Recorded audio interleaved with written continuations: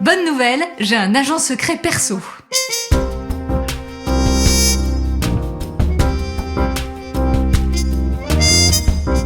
Chut, attends, je suis en train de tourner là. C'est mon agent secret perso. Il me colle. Il est toujours avec moi. Ah, ça c'est un message codé. C'est pour quand je l'écoute plus. Ou parce qu'il a un message urgent de son chef. Alors il me laisse délicatement une petite plume. C'est joli mais c'est pas toujours pratique. Il a beaucoup de plumes. Sa mission spéciale, servir, protéger, adorer. SPA, Société Protectrice des âmes. En ce moment, le mien, il m'aide surtout à répondre à l'appel de Jésus. Mais oui, vous savez bien, Jésus qui m'a appelé à le suivre pour aimer, mais aussi pour aller à la vie éternelle. Ah, je peux vous dire qu'avec lui, on en apprend tous les jours, hein. Pompe up.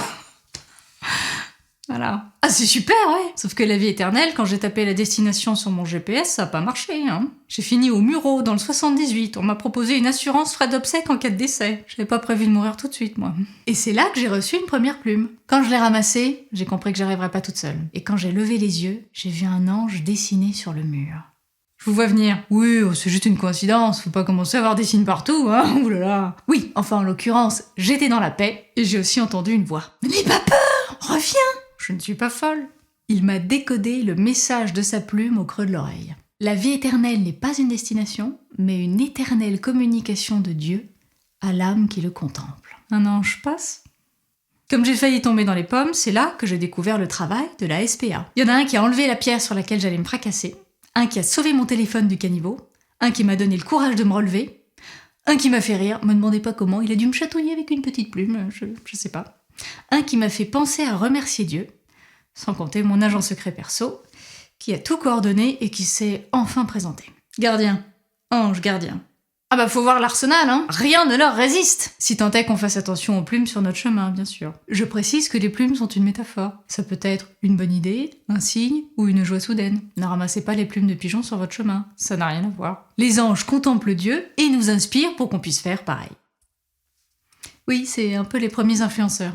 Merci. Et puis il faut les entendre contempler. Ils adorent chanter. Ah oui, pardon.